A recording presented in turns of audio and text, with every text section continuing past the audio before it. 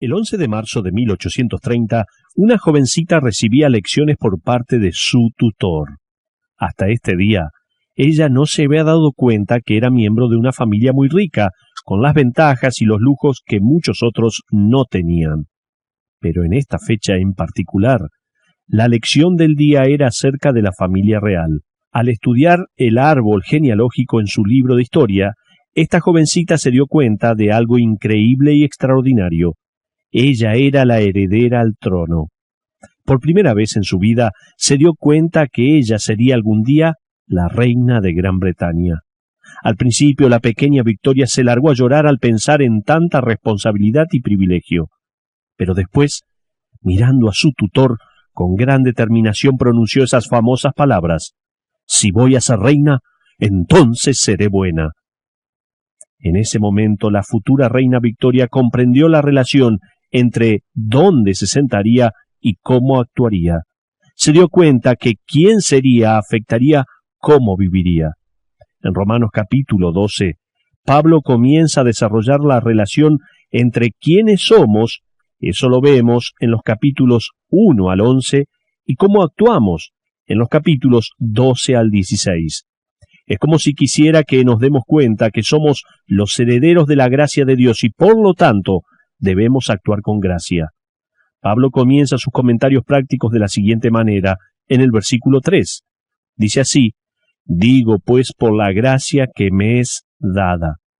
En otras palabras, somos los recipientes de la gracia de Dios. Recuerde que la gracia puede definirse como un favor no merecido de parte de Dios. Nosotros no nos merecemos la gracia, pero tenemos una relación personal con un Dios lleno de gracia. Ahora, Pablo está por anunciar la idea más radical. Está por darnos ilustraciones concretas del hecho que tenemos que demostrar gracia a los demás. Fíjese en el versículo 14 y hasta el final del capítulo. Vamos a leerlo para darnos una idea de cómo obra esta gracia. Versículo 14 hasta el final. Dice así: «Bendecid a los que os persiguen, bendecid y no maldigáis, gozaos con los que se gozan, llorad con los que lloran, unánimes entre vosotros, no altivos, sino asociándoos con los humildes. No seáis sabios en vuestra propia opinión, no paguéis a nadie mal por mal, procurad lo bueno delante de los hombres, si es posible, en cuanto dependa de vosotros, estad en paz con todos los hombres. No os venguéis vosotros mismos, amados míos, sino dejad lugar a la ira de Dios, porque escrito está: mía es la venganza, yo pagaré, dice el Señor. Así que, si tu enemigo tuviere hambre, dale de comer, si tuviere sed, dale de beber, pues haciendo esto, ascuas de fuego amontonarás sobre su cabeza. No seas vencido de lo malo, sino vence con el bien el mal». Hasta ahí la lectura de la palabra de Dios. Estos versículos van a conformar una serie de estudios que voy a titular El favor de la gracia. Aquí vemos la dinámica de la gracia de Dios. Esto debe causar la sensación en cada uno de nosotros de que hemos heredado un favor inmerecido de parte de Dios, de manera que ahora seamos personas que extendamos esa gracia a los que no la merecen. Permítame repetirlo de una manera más simple. Somos hijos de Dios de gracia, por ende, debemos pasar a mostrar gracia a otros. Estoy convencido que la distinción entre jugar a ir a la iglesia y ser un cristiano de verdad es este ingrediente, el factor gracia. Habiendo recibido gracia de parte de Dios, nosotros a cambio derramamos gracia sobre otros. En el caso que usted esté pensando ¿a quién se refiere con otros?, Pablo inmediatamente nos presenta a tres tipos de personas. En primer lugar, a alguien que le está causando un dolor de cabeza. En segundo lugar, a alguien que está experimentando un dolor de cabeza. Y en tercer lugar, a alguien que está disfrutando la felicidad. Comencemos a echarle un vistazo más cercano al primer grupo. Gracia a alguien que le está causando un dolor de cabeza. Pablo nos sugiere en Romanos 12:14 de esta manera: «Bendecid a los que os persiguen, bendecid y no maldigáis». Este es uno de esos versículos que uno lee y dice: «Sí, claro». Pablo no espera que yo me tome esto a pecho. No. Esto debe de ser dirigido a personas como Pablo, seguramente. Pablo nos está diciendo, espere este tipo de trato, y no solo eso, responda con gracia. Nuestra naturaleza hace todo lo contrario, ¿no es así? Es por eso que a uno le gusta cuando lee esas frases, no se enoje, vénguese, o tal vez, haz con otros antes que te lo hagan a ti, y demás frases irónicas que a veces leemos. Tenga en mente que Pablo está resumiendo algo que Jesucristo ya había dicho. Lo conocemos como la regla de oro de Mateo 7:12. Allí leemos, así que todas las cosas que queréis que los hombres hagan con vosotros, así también haced vosotros con ellos. Esto es algo absolutamente contrario a la naturaleza humana. De hecho, puede que sea la mayor prueba de gracia. En el Sermón del Monte, el Señor Jesucristo amplió su enseñanza de la regla de oro con suficientes ejemplos como para que uno lo comprenda muy bien. Jesús dijo en Lucas 6, 27 y 28 de esta manera, amad a vuestros enemigos, haced bien a los que os aborrecen, bendecid a los que os maldicen, y orad por los que os calumnian. Hasta ahí la lectura de la palabra. Déjeme decirle que en la literatura griega de antes de Cristo jamás encontramos referencias a bendecir a un enemigo. Nunca. Bendecir proviene del griego eulogio, de donde sacamos la palabra elogio. Uno no le dice cosas amables a un enemigo, ni siquiera cuando éste esté muerto. El elogiar a un enemigo en vida era algo sin precedentes tanto en el mundo griego como en el judío. Sin embargo, el mundo ha tenido versiones interesantes de cómo tratar a los enemigos. 500 años antes que Jesús predicara el Sermón del Monte, un hombre llamado Confucius y sus discípulos declararon que uno tenía que ser recíproco y lo que uno no quería que le hicieran, no se lo debía hacer a otros. Eso era sabiduría convencional. Sócrates había dicho básicamente lo mismo. Sin embargo, Jesús no estaba diciendo esto. Uno no vive siendo recíproco con los demás. Según Cristo, uno debe vivir con gracia. De hecho, en el mismo Sermón del Monte leemos en cuanto a esto que Pablo nos está diciendo en Romanos 12. Vaya allí en su Biblia, por favor, a Mateo capítulo 5. El Señor no solo va a pronunciar la regla de oro, sino que nos va a desafiar a más. Fíjese lo que dice el versículo 41. Y a cualquiera que te obligue a llevar carga por 1 milla, ve con él 2. En la época de Cristo, la ley de la tierra le daba el derecho a los soldados romanos a forzar a un ciudadano a que llevara su equipamiento por 1 milla. Los judíos en particular odiaban esta práctica, no solo porque les interrumpía el día, sino también porque tenían que ayudar a sus opresores y además, como si eso fuera poco, tenían que tocar las pertenencias de un gentil impuro. Jesús dijo, si un soldado romano les pide que lleven su equipamiento por 1 milla, díganle a ese soldado algo así, como yo pertenezco a Cristo, estoy dispuesto no solo a ayudar por 1 milla, sino que voy a ir más allá de la ley y le llevaré las cosas por 1 milla más. Fíjese ahora en el versículo 40. Allí leemos, y al que quiera ponerte a pleito y quitarte la túnica, déjale también la capa. Ni siquiera la ley de Moisés permitía que alguien le quitara a otro la capa. Se trataba de algo importante, ya que la capa oficiaba de abrigo en las noches frías. Cristo estaba diciendo que uno tenía que estar dispuesto a ser defraudado, no solo a quedarse sin capa, sino que también le diera aquello que le iba a permitir dormir abrigado en la noche. En otras palabras, cuando se trata de su propiedad y su libertad, dé el paso radical de mostrar gracia para con su enemigo. Ellos no lo merecen. De hecho, usted está yendo más lejos de lo que cualquiera esperaría que fuera. Ahora, Fíjese en el versículo 38, por favor. Allí leemos: oísteis que fue dicho ojo por ojo y diente por diente. Dicho de otra manera, esto sería así. Ustedes saben acerca de las leyes del país, que son recíprocas. Hagan con otros como les gustaría que hagan con ustedes, ¿no es así? Continuemos ahora con el versículo 39. Pero yo os digo, no resistáis al que es malo, antes, a cualquiera que te hiera en la mejilla derecha, vuélvele también la otra. ¿Qué quiere decir Jesús con esto? ¿Tenemos que andar buscando que nos peguen? No, el Señor se refiere a algo que fácilmente no se percibe en nuestra cultura. El lector promedio y la mayoría de las personas en este planeta son diestras. Los zurdos son minoría. Es algo comprobado. Así que si realmente quiere abofetear a alguien, voy a hacerlo con mi mano derecha. El único problema es que, ¿cuál mejilla voy a estar golpeando? Si soy diestro, entonces voy a estar golpeando al individuo en la mejilla izquierda, seguramente. ¿Cómo puedo yo, un diestro, golpear a mi víctima en la mejilla derecha? En este versículo, Cristo no se refiere a un ataque físico, sino a un ataque al honor.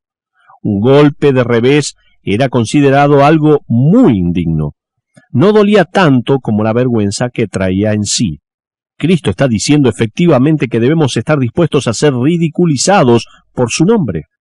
Entonces, el Señor está diciendo que nosotros, como hijos del Rey, tenemos que estar dispuestos a ser deshonrados, ridiculizados y avergonzados muchas veces. Y cuando alguien nos hace algo así, debemos poner la otra mejilla. En otras palabras, debemos aceptarlo una y otra vez. Sin embargo, no es natural. Nuestra naturaleza es la de vengarnos. Queremos volver al golpe, volver a darle el golpe que nos dieron. Es la naturaleza pecaminosa que nos dice: haz con otros como ellos hacen contigo. Muchos creyentes han dicho esto. Estoy orando para que Dios me dé otro empleo. La gente en mi trabajo se burla de mí porque soy cristiano. No estoy seguro que Dios quiera que yo pase por todo esto. Otros dicen: nunca más voy a hablarle a ese familiar porque se burla de mí, no me quiere. Otros dicen: me cambio de escuela porque hay estudiantes que se burlan de mí porque soy creyente. O tal vez usted está diciendo: voy a mudarme a otro departamento porque mis vecinos saben que no puedo vengarme de las cosas que dicen y hacen porque soy cristiano. ¿Cuántas veces habrá escuchado esto tal vez? Pablo resume su enseñanza del Señor Jesús en Romanos capítulo 12, desafiándonos a hacer lo inimaginable, lo impensado, el ir más allá de la regla de oro y bendecir a los que nos persiguen, bendecir y no maldecir. Pero vamos un poco más adelante.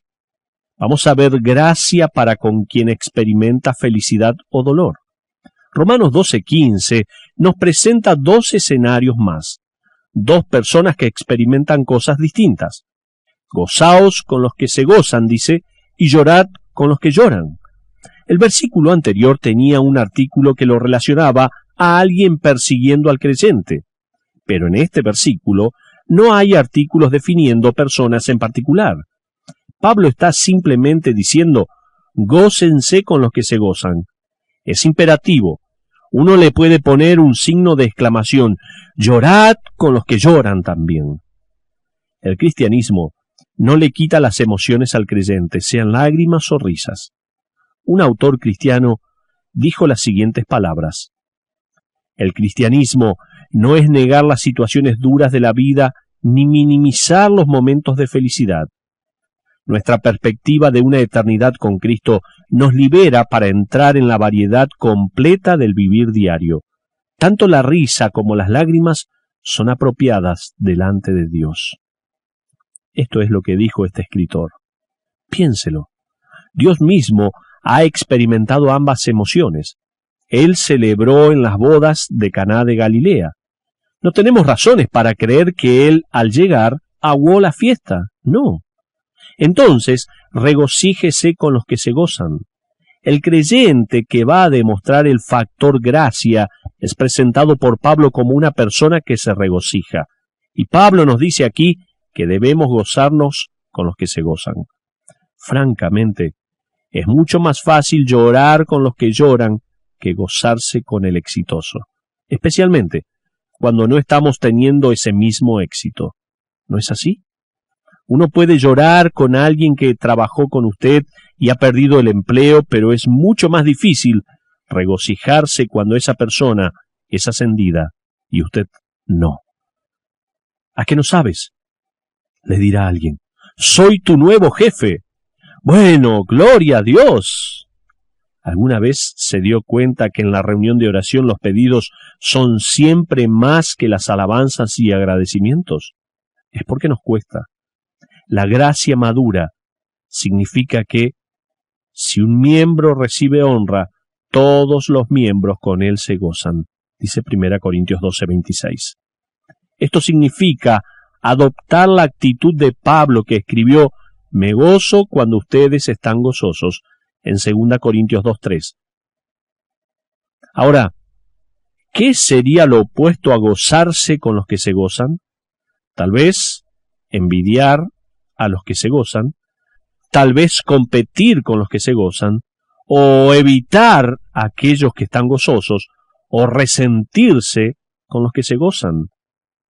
Usted se preguntará, ¿por qué, Señor, tu mano de bendición está siempre con otros?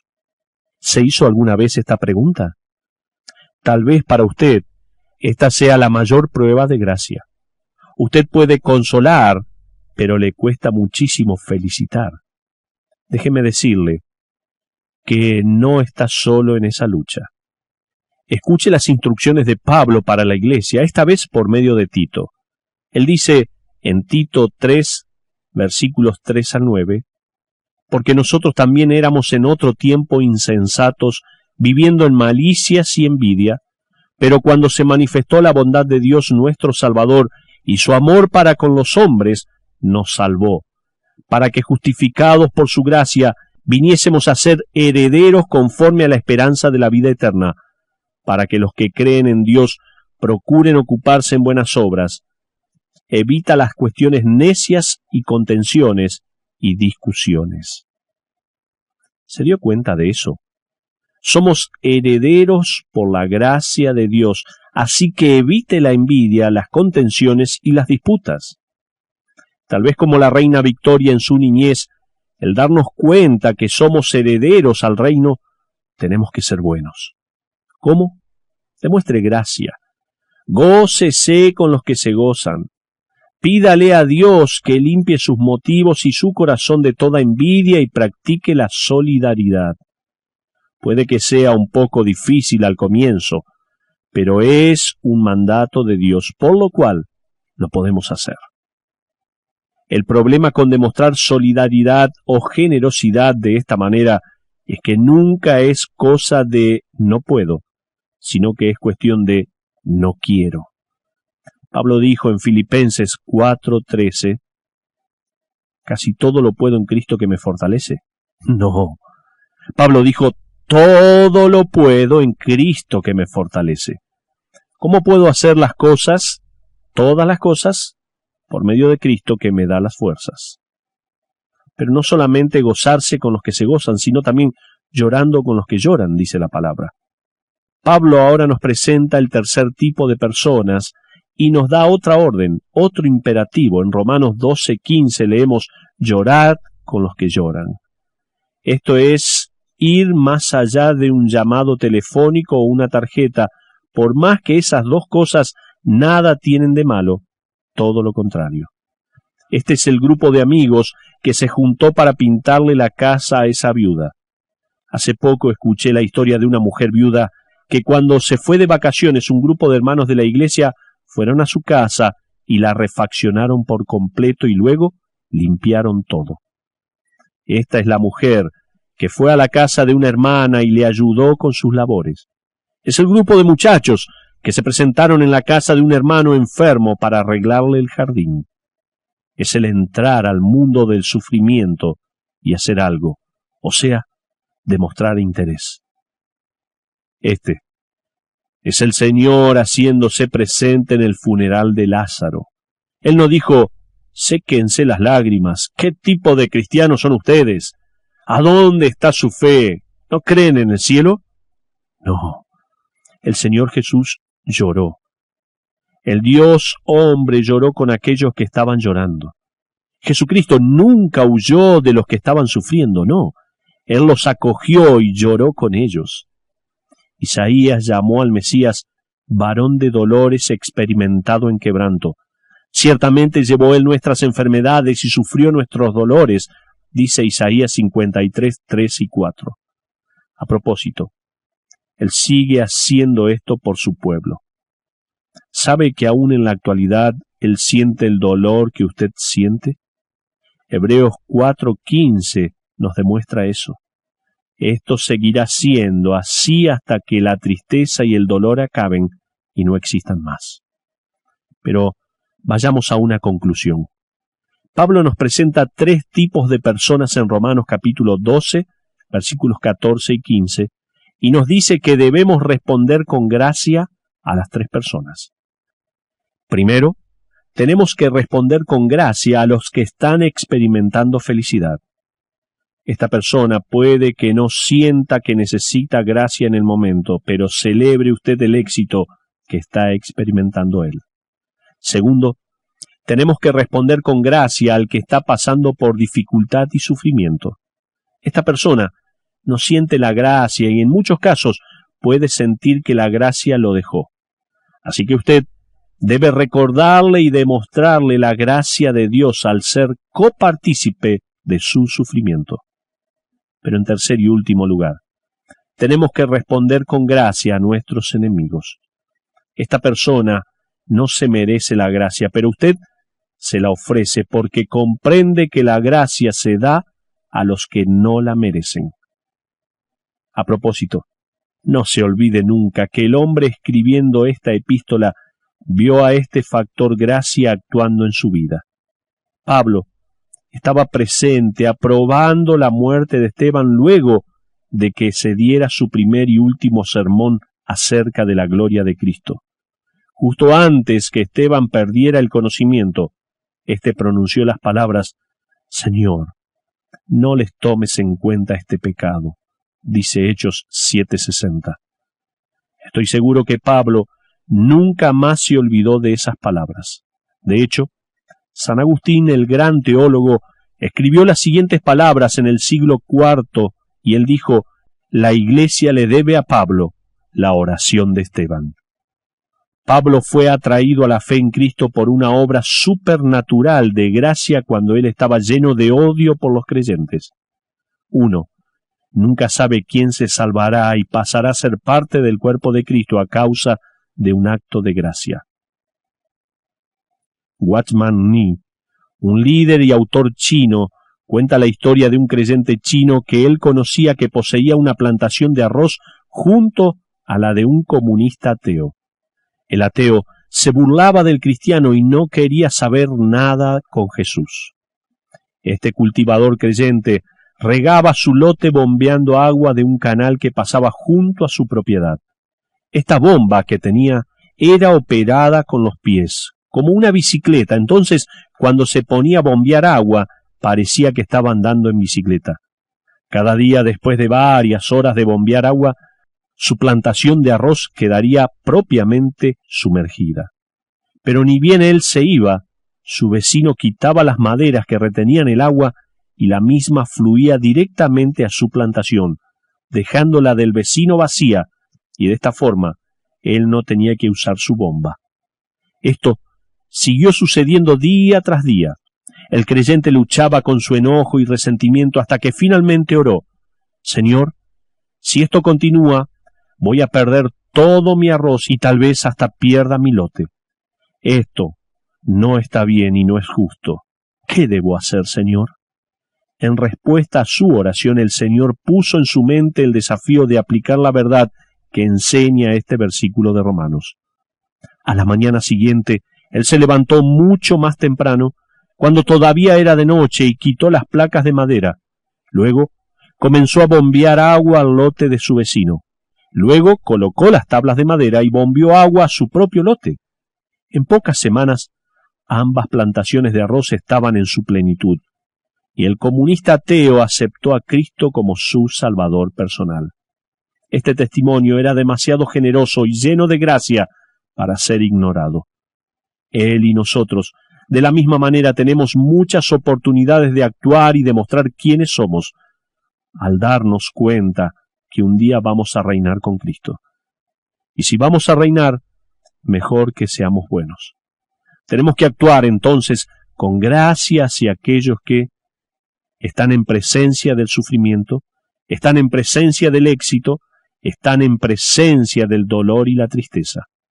Uno puede escoger huir o ignorarlo, pero debemos escoger aferrarnos a la gracia y ser totalmente obedientes.